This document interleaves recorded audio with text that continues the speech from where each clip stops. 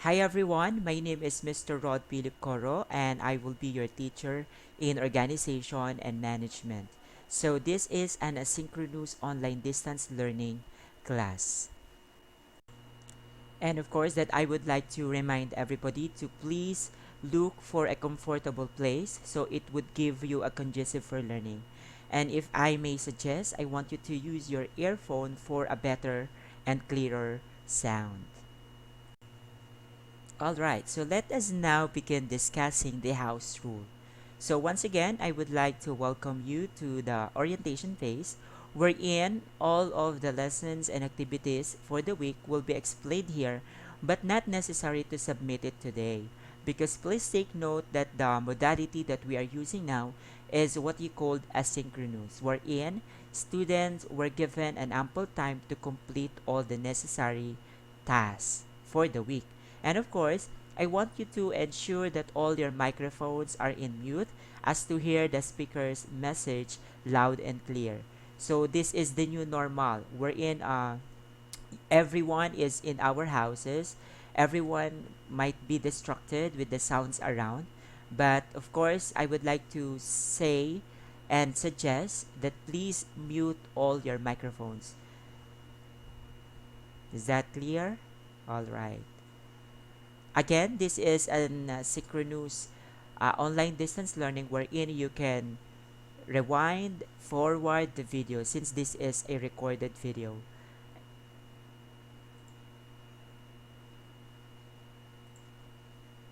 Alright, so again, our subject is what you called organization and management. And I believe that all the students who are enrolled in the subject are students who are actually aiming of becoming a manager in the future. So actually, so the organization and management subject is the first and the basic subject before doing anything, before getting any business course in college. So since you are aiming of becoming a manager in the future, I think you are on the right track. Now, so let us now discuss the lesson objectives. So at the end of the lessons, student will be able to discuss the meaning and function of management, and later you will be able to explain the various types of management. Alright, so before we begin or before we proceed to our lessons, I will be showing to you a video presentation and it's all about binyan. Alam ko naman na medyo we are very limited in terms of mobilizing since you are all minor and you are not allowed to go outside. So, bakit hindi ko kayo hayaang maggala virtually? And I will be showing to you how beautiful the binyan is. And of course, while you are watching the video, I want you to take note of the places you will see on the video. And let's try to reflect later kung tungkol ba saan ito. Okay? But for now, I want you to watch this video. Experience the city. Wow! Welcome to Binyan City. Wow! Come on guys, let us now tour around Binyan. Alright, we have the Pavilion Mall. Wow! I miss that. Riding on a jeep. Going to the mall. Going to the park and places in Binyan. Wow! And now that you are seeing the City Hall of Binyan together with the Splash Island, I really miss that. Wow! Southwoods Mall is there. And the Santo Niño de Cebu Parish. And of course, the Laguna Lake. I like it. It's fantastic. Wow! The clean Binyan. Beautiful ladies. Wow, it's so colorful. The old municipality of Binyan and of course the San Isidro Labrador Parish. Oh, OMG, how beautiful the Binyan is. And of course you have the Laguna Techno Park, the most productive area in Binyan. Of course, most of you guys misses visiting Binyan Pavilion Mall. The food is awesome. Wow, cute babies. Oh, the quack quack. I know that you are all missing those street foods. You look at the picture. You might be there. Wow. I love it so much. Kakanin sa Binyan.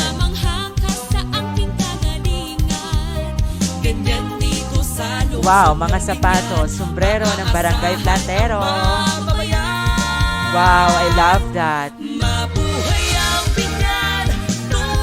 Binyan City People Center, and I know most of you visited already that. Art in public places.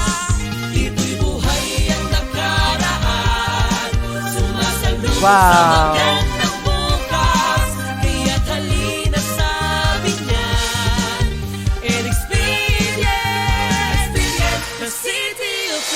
Wow, it's really nice to visit Binyan. There you go, the Zumba ladies. The night market of Binyan. Wow, the Laguna Bay. Laguna de Bay. The wet market, you really miss that.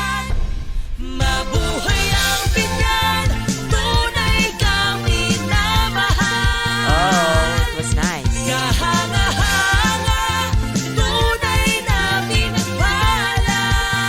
Wow, the command center of Binyan. Binyan People's Place.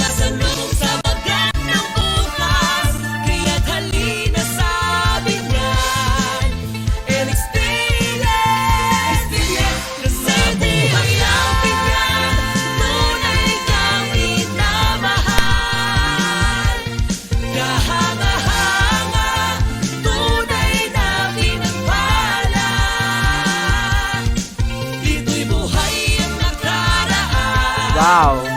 Binyan City is celebrating Araw ng Binyan. Alonte Sports Arena. Yes! Wow! Perfect!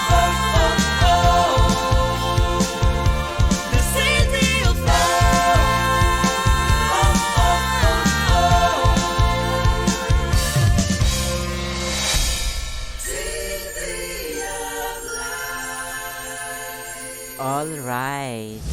All I can say is, wow, we really miss those places. Wow, so how was the feeling now touring around Binyan even though that it is virtual? Alam ko na na-miss ninyo yung mga lugar na pinupuntahan natin before, but because of the pandemic, we cannot be able. Because of the limited mobility that we have now, because of the city ordinance being imposed that we are not allowed to go out because of the quarantine. Most especially you guys, because you are all minors. But of course, the good thing is, we can still find ways on how we could satisfy our cravings, not only with the places, but even with the foods, because everything is available, basta gagawan mo lang ng paraan. So just like this, virtual touring muna tayo. Alright? Now, a while ago, I was able to told you to take down notes of the places that you will see on the video. Now, let us now proceed to our activity. And this is what you call task number 1, entitled Mismo na, Mismo Activity. So what are the common places, or what are the most common places you visited before the pandemic happened? And for sure that you've been through with your house friends, you've been through with the mall, you've been through with the wet market, dry market, or any other places that you most visited. Alright? And next question is, what are the familiar places that are often mentioned today during pandemic? Okay, so saan natin sasagutan itong weekly task na ito? All I want you to do is to go to our Google Classroom and check your weekly task. All you just have to do is to download the file and secure a copy of the weekly task. Now, let's go now to our Google Classroom. So in our Google Classroom, there is what you call the activities for lesson 1. All the activities for lesson 1 were being uploaded and it is ready for downloading. Now, as a student, all you just have to do is to go to your classroom, Google Classroom, and then later you secure a copy by downloading it. Now, for your task 1, you just have to complete the details, your name, your grade and section, and of course your contact number. What is the purpose of putting your contact number?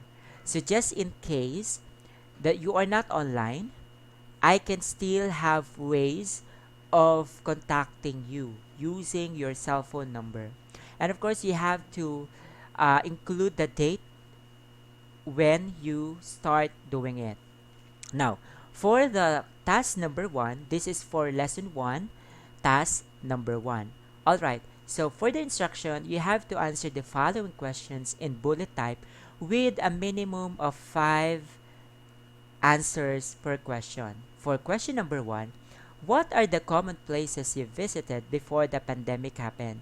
At alam ko naman that you've been through with your favorite places, no? So you just have to list at least 5, a minimum of 5, but you are not limited to and list more. Next question is, what are the familiar places that are often mentioned today during pandemic? Now, because of the pandemic, there are places that are often mentioned. Yun laging nababanggit. What are those? Example of this, mga hospitals, mga city government officials, mga places ng government natin. So, technically, yun yung mga ilalagay natin. And that will complete your task number 1. And of course, we have here an additional task for lesson 1, task 1.1, wherein you have to answer this. So, in relation to your answer in task number 1, complete the following details. You have to look for the composition, function, and of course, the goals. Now, when we speak of the composition, this is what? These are the people involved in the setup. Sino-sino nga ba yung bumubuo doon sa setup or place na na-miss mo? And of course, you have to look for its function. After identifying the composition of the setup, you have to identify the function. Ano ba yung mga ginagawa niya? What are the significant actions that they need to do in the setup? And of course, later, you identify the goals. So I have here an example. The setup that I really missed the most is the classroom. And of course, I have here the composition who really involved in the setup. And these are the teacher, the students, and of course, the classroom. Now, talking about the function of your teacher, it facilitates the learning to the student. Very evident. So the process on how I do it now is just facilitating the learning to you class. And that is my function. And for the student, your function is to follow and comply with the requirements needed. So all you just have to do is to follow and comply. You are not just there to listen and to watch the video, but of course you have to comply and follow the requirements needed. Okay? For what? To pass the subject, of course. And of course, a classroom. So there is what you call classroom. A classroom per se, it is a place where the learning takes place. Now, after identifying the function, the composition, and the setup, you identify now the goals. With all the compositions that we have, with all the functions that we have inside the setup, what is now your goal? Now, if we combined already the composition and its functions in the setup, we can be able to achieve the desired goals. And that goal is to deliver quality education. But anyway, this is just an example. And in your worksheet, you just have to complete other details. For example, in the grocery stores, who will be the composition? What will be their function? And of course, their goals. Same with the drugstore, same with the government, same with the hospitals, or even any other places that you have listed. All right? Now, let's go back to our PowerPoint presentation. Now, again, as a student, you have or you are advised to check your Google Classroom and social media accounts regularly because teacher or me as your teacher will be uploading much of our instructional materials there, and of course the weekly tasks needed to be submit. Okay. So as I was explaining, that is what you call the mismo na mismo activity. Okay, for task number 2, what is now the relationship between the composition and functioning goals you have stated on the given setup? And of course, you have to answer what is now the relevance of your answer in task number 1 for today's lesson. Okay, so at this point, I want you to go back in our Google Classroom and let us now proceed to our task number 2. So for the instruction, you have to answer the following questions in essay type. So for question number 1, what is the relationship between the composition, function, and goals you have stated on the given setup? We were able to identify the composition, isn't it? The function and the goals on the given setup. So for the classroom, you were able to identify that there must be a teacher, students, and classroom per se, function, and the goals. Now, what do you think is the relationship between this item? Now, the composition, function, and the goals. And for number 2, what is the relevance of your answer for today's lesson? All right. So this time, I want you to reflect and I want you to imagine what is our topic kaya for today. Tungkol saan ba itong pinaggagawa namin? All right. Now, so in this lesson, again, this is asynchronous. It is not necessarily to finish it now or submit it now. So since this is asynchronous, all you just have to do is to watch the video over and over again if in case there are certain topics that you wanted to clear out. But of course, the submission of all your weekly tasks will be scheduled on the next week before the next lesson happens. All right? So, hindi kayo dito minamadali. I will be giving you much of your time. I will be allowing you to manage your own time in answering this task. All right? Now, let us go back to our PowerPoint presentation. So, that is our task number 2. Again, as a student, you really have to check regularly your Google Classroom and check your weekly tasks. Again, you might download the file, and secure a copy of the weekly tasks. As I have said, this would be the function, composition, and setup that you need to identify. Now, for our task number 3, I want you to identify each statement and choose the correct word that corresponds to the correct answer. So let's have a very, very short quiz. For question number 1, let us identify what do you know, all right? So what is the process of establishing goals or an act of thinking before doing it? Is it planning, organizing, staffing, leading, or controlling?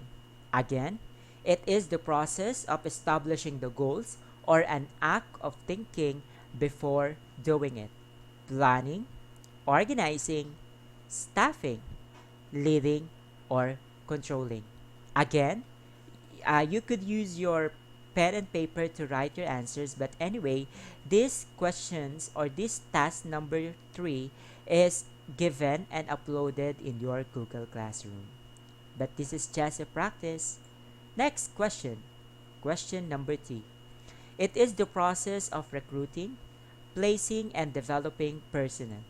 Is it planning, organizing, staffing, leading, or controlling? Again, it is the process of recruiting, placing, and developing personnel. Let's move forward to question number 3. It is the process of arranging the organization structure and ability to use the resources to achieve its goal. Is it planning? Is it organizing? Is it staffing? Is it leading? Or is it controlling? Same options but different question. It is the process of arranging the organization structure and ability to use the resources to achieve its goals. All right. Moving on to our question number 4. Question number 4. It entails in influencing or motivating subordinates to do their best so that they would be able to help the organization's endeavor to attain goals. Again, it entails influencing or motivating subordinates to do their best so that they would be able to help the organization's endeavor to attain goals. For the options, planning, is it organizing, staffing, leading, or controlling? Yes. And of course, for the last question, it is the process of monitoring the actual organizational activities and to ensure that it conforms to what is being planned. A. Planning. Is it organizing? Is staffing, leading, and controlling? So again, all I want you to do is to answer that in your notebook, and we will be trying to find out later if all your answers are correct along our discussion. All right, let's move on. Again, I want you to check your Google Classroom and check your weekly tasks by downloading the file and secure the copy of your weekly task. All right. So, for that task number 3, I have here an example. So, this is again the template that you are going to use. Again, don't forget to include your name, the grade and section, and of course, it must be a contact number. Okay, you have to update me every time your contact number for communication purposes, and this is your again for lesson 1 and your task 3. So again, there is an options here: planning, organizing, staffing, leading, and controlling. All you just have to do is to identify each statement and choose the correct word that corresponds to the correct answer. So you just have to write all your answers here. All right? And that is our task number 3. And for our next activity, let us now define or formally define the definition of your management.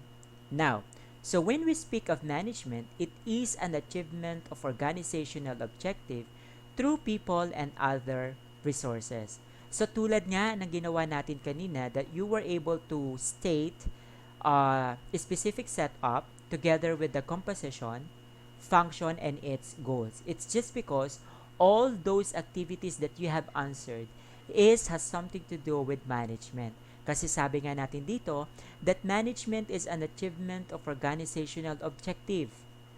Ano daw ang kailangan ma-achieve? Objective. So we were able to state that in the classroom, their goal is to deliver quality education. Now, in order for you to achieve that organizational objective, you will use what? The people and other resources. Now, who are the people involved? It is the teacher and it is the students. And what are the other resources? It is the classroom, or it might be the blackboard, it might be the whiteboard, it might be the laptop, and any other things that would help in achieving the organizational objective through people and other resources. So you see, because of the task activity that you have done in our task number 1, we can now be able to say that there is a management happens. Okay? Again, when we speak of management, it is an achievement of organizational objective through other people and other resources. Ayan. So, kailangan pala magkaroon ng sama-sama. No? Kailangan natin pagsamasamahin ang mga efforts ng mga composition, and then we identify its functions, and then later we will be coming up with the goals that we have set.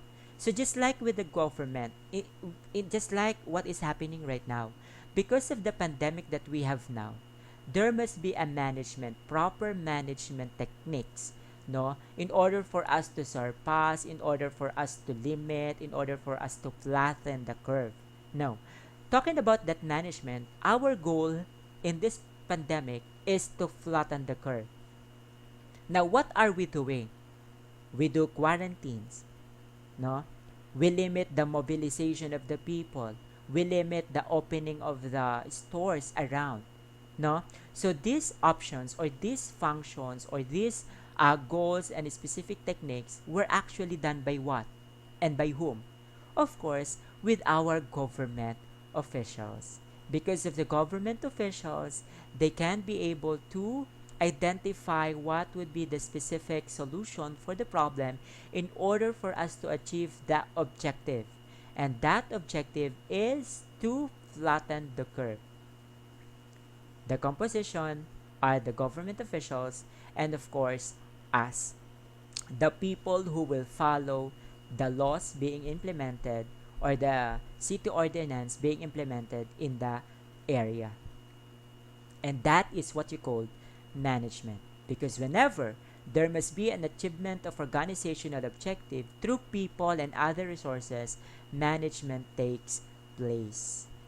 Understand?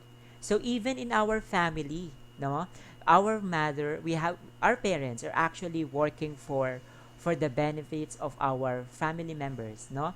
Of course, our goal is to send the children in the school. That is the goal. Now, who are the composition in the family? Of course, your mother, your family, who really work hard for you. And of course, because of you guys and because of the goals, there is what you call management takes place. All right. So initially, that is the definition of our management. And of course, what are the five different functions of a manager? Ano-ano nga ba yung mga ginagawa ng mga managers natin? Or kayo mismo na bilang mga manager in the future? Of course, it starts with planning, followed by organizing, staffing, leading, and controlling. Now, when we speak of planning, it has something to do with the things that we are thinking before doing it. Alright? So, sabi natin, lahat daw ng plano ay nagsisimula sa utak. Lahat lang muna ng iniisip natin, that is what you call planning. So, planning as the first basic functions of a manager. So, kung kayo ay gusto nyo maging manager, of course, you really have to do a plan before doing it. So, planning, ito yung an act of doing it. An act of thinking it before doing it. Isipin mo muna ang mga bagay na gagawin mo bago mo gawin. And that process is what you call planning. So as future manager, you really have to start with a great plan. Not only one plan, but there must be many plans. Kasi you will be deciding later which among these plans are very effective to the problem that you are making a solution.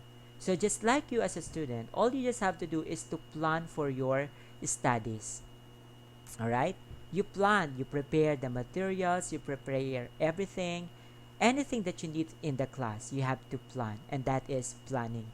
Now, talking about organizing, you are actually organizing it with all the ideas that you have in mind. You now prioritizing what is needed the most. Sabi mo sa ngayon, ang gusto ko ay, let's say for example, you plan to have a good family in the future.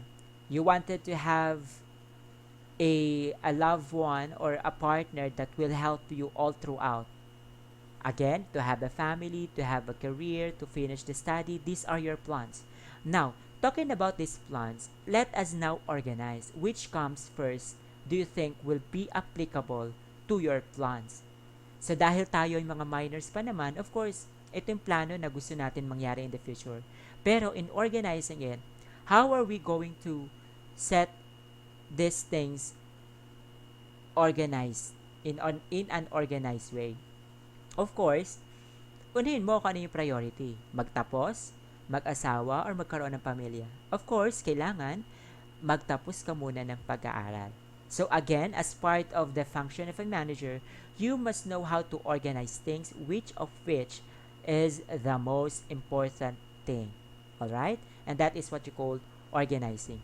But when we speak of staffing, you are actually putting the right people to the right job. So as a manager, you will be facing, or you will be encountering people to work with. Now, talking about staffing, you have to put the right people to the right job, and that is necessary. Okay? Mahalaga yon na maglagay ka ng tamang tao at tamang trabaho. Alright? Tamang tao sa tamang trabaho. Bakit?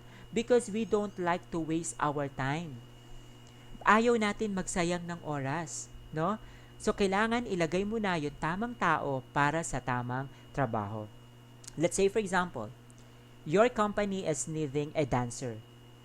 So, sabi natin, maglagay ka ng tamang tao para sa tamang trabaho.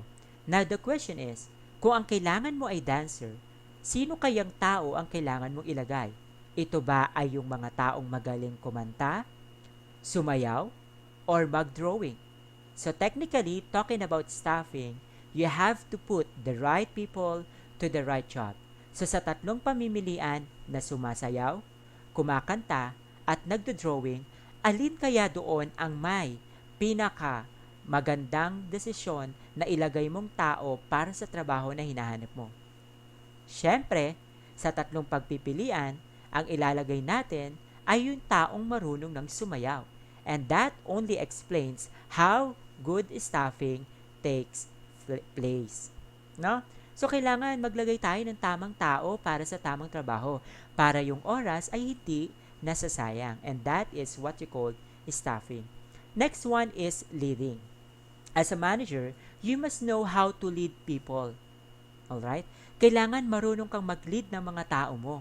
Kailangan you must know how to communicate and lead them the good, and you have to lead them good ways.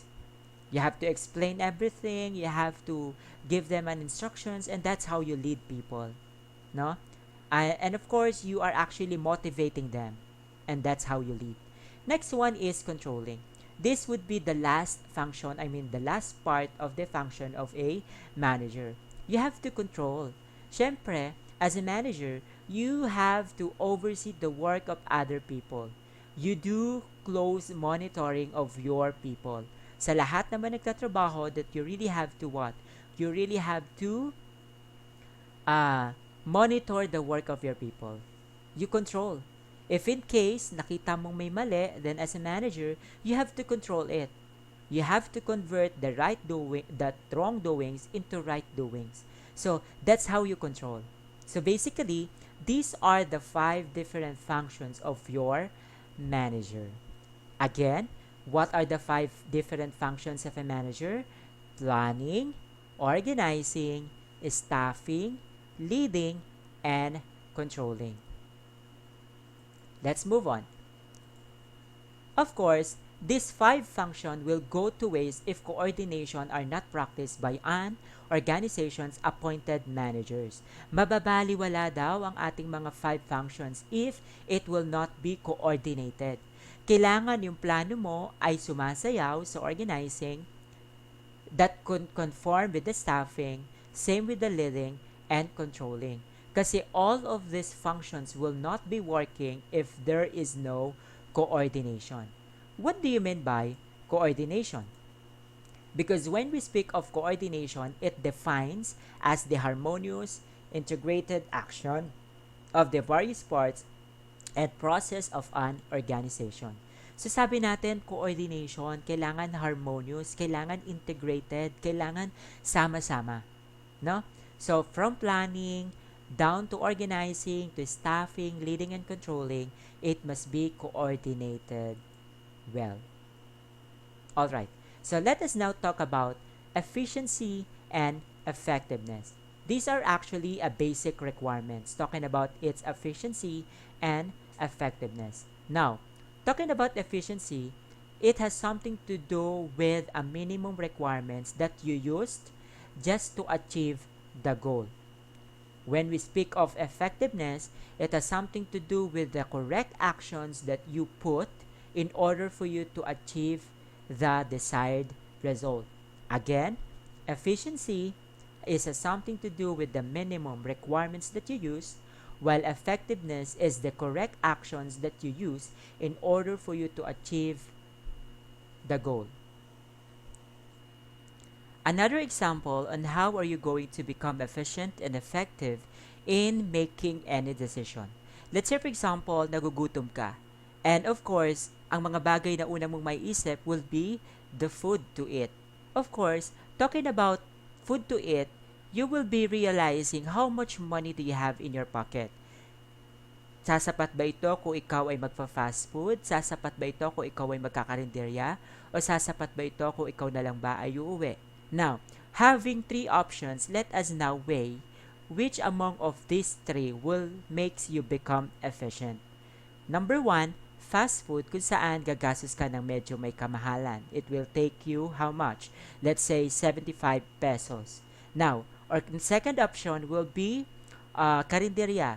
Now, what will happen if you eat in karinderya? So, you will spend how much? Let's say 35 pesos. May one rice ka na at pero ka ng ulam.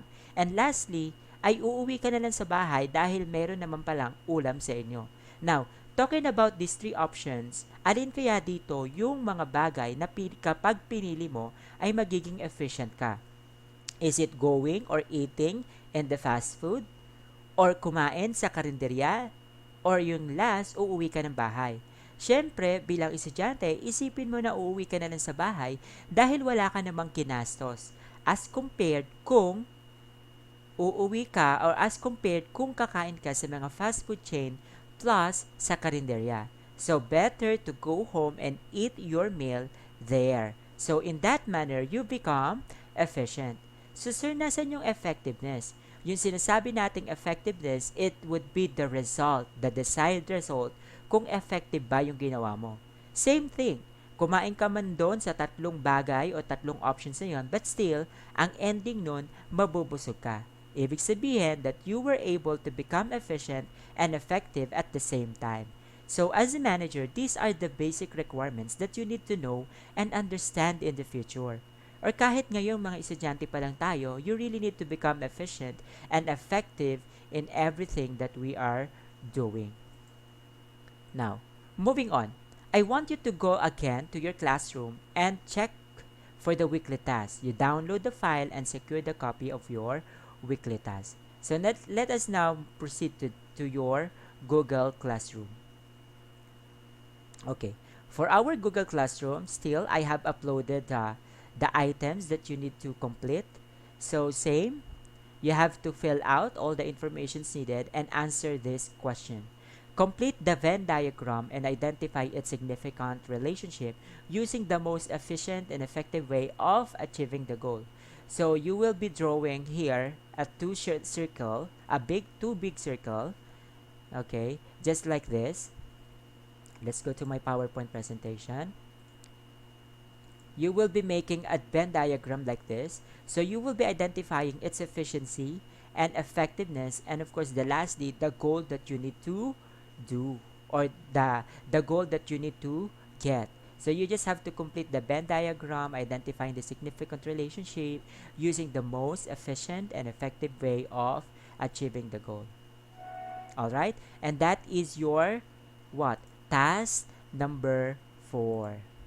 Okay. So again, let us now talk about the several functions of your management. So, bukod dun sa planning, organizing, staffing, leading, and controlling, meron tayong mga ilang bagay na nadagdag. And these are the several functions. Number 1 is the decision making. So, when we speak of decision making, there must be two options that you need to choose from, and then you really have to weigh kung alin dito yung pipiliin mo. So, we cannot say that there is a decision making when there is no option. So, kailangan may option, meron kang pagpipilian doon sa dalawa kung alin doon yung mas tama mong gawin. And that is decision making. And that is part of the function of being a manager. Next one, we have the communicating. So when we speak of communicating, of course, as a manager, it is expected that you must know how to communicate your information to your people. It is very important. Mag-uutos ka, then you have to say it clearly to your people. Of course, given na naman si planning, si organizing, si stopping, leading, and controlling. Dagdag na lang natin ngayon is si motivating. Now, when we speak of motivating, you are actually helping other people to become more productive. Kagaya na lamang yung tayo ay mga bata pa. Hindi ba sinasabi ng ating mga magulang na sige anak, mag-aral ka ng maigi. Pag nakaaral ka ng maigi at pumasa ka dyan sa exam mo, i-jollibee kita. Alright. So tayo mga bata, naniniwala tayo that once we pass the examination, that we can be able to get that Jollibee blowout. And that process is what you call motivating. Kung yung bata nahihirapan na or ayaw mag-aral, then you have to make use of any other motivation tool or motivation process para siya ganahan. So same with us, students. Kailangan ma-motivate tayo. What are the reasons? What motivates you to do this? Bakit ka ba kailangan magpatuloy pa? Bakit ka ba kailangan mag-aral pa? And it's just because we must be able to motivate other people. Since this is one of the function of management, we will help one another. So just like as teachers, we will be giving you high grades provided that you have submitted the necessary requirements. So that's how we motivate that's how we motivate students. All right. Now, so for now, I want you to go in this site, and this is a short quiz, a very very short quiz. So it is being uploaded in our classroom na. There you go. You see that?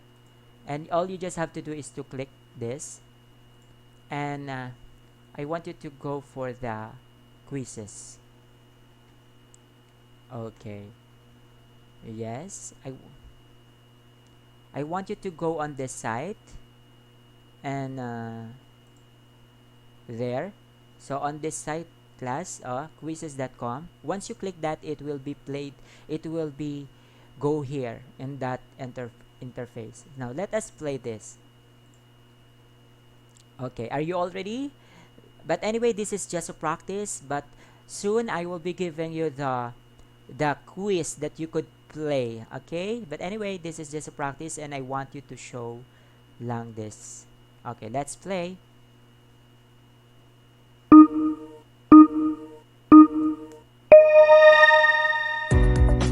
All right, for question number 1. Management should encourage employees to act on their volition when confronted with opportunity to solve problems. What management principle is this referring to? A. Initiative. B. Equity. Stability of tenure. Or order. What is your answer, class? Yes, you are correct. This is initiative. Congratulations. Next question. Wow, we're moving up. Next question. He is the one who plans, organizes, leads, controls other individuals in the process of pursuing organizational goals. A. Service group, entrepreneur, manager, or supervisor. Again, it's correct. Manager. And alright, for the last question, which of the following does not belong to the group? Leading, controlling, planning, organizing. So I'm talking about the functions of management, not what? And of course, it's leading. Alright, congratulations. Alright. Anyway, that is just an example. So soon I will be posting your quiz there in our Google Classroom. So you really have to check very, very carefully.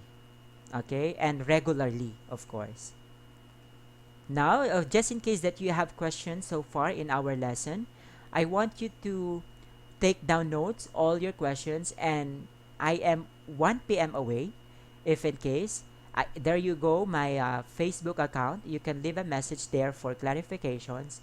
But for now, I would like to say thank you for listening and watching, and I hope that you complete all the weekly tasks this week, and it will be submitted next week. And please be guided accordingly with the guidelines that I have posted in our Google Classroom. So once again, I want you to keep safe, stay at home. God bless everyone, and thank you. Bye.